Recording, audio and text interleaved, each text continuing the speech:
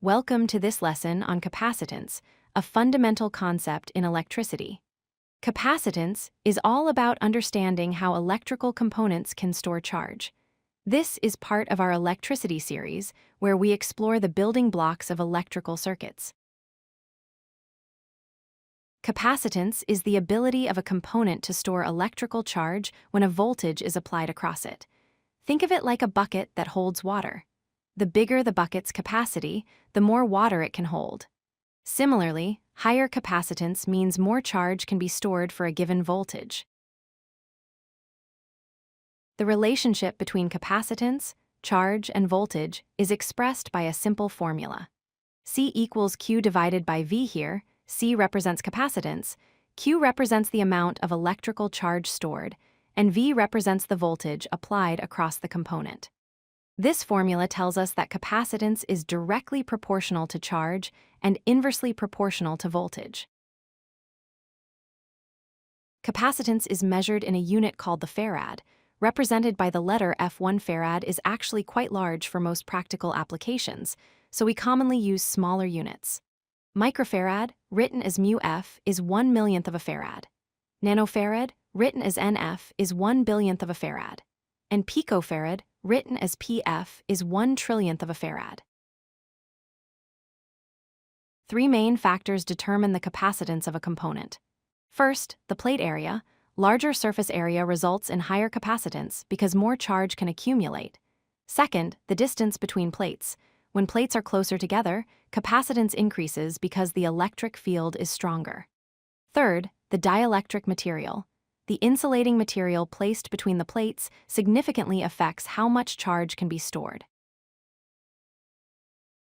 A capacitor, which is the component that exhibits capacitance, has a simple structure.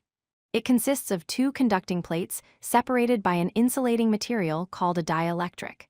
When voltage is applied, one plate accumulates positive charge while the other accumulates negative charge, creating an electric field between them.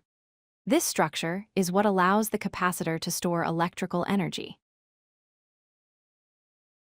Different types of capacitors have different capacitance ranges.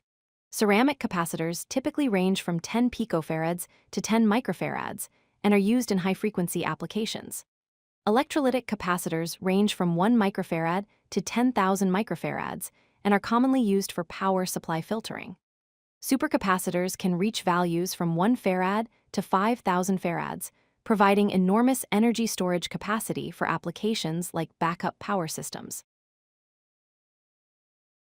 Capacitance is directly related to energy storage through the formula E equals 1/2 CV squared.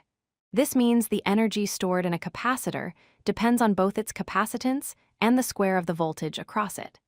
Higher capacitance means more energy can be stored at the same voltage level. This is why capacitors are essential in circuits that need to store and release energy quickly. Let's recap the key concepts. Capacitance is the measure of a component's ability to store electrical charge. It's calculated using the formula C equals Q divided by V and is measured in farads. The capacitance value depends on three factors: the area of the conducting plates, the distance between them, and the type of dielectric material used. Understanding capacitance is essential for grasping how energy storage works in electrical circuits. Master this concept, and you'll have a solid foundation for more advanced topics in electricity. If you like this video, hit that like button and don't forget to subscribe. Visit codelucky.com for more such useful content.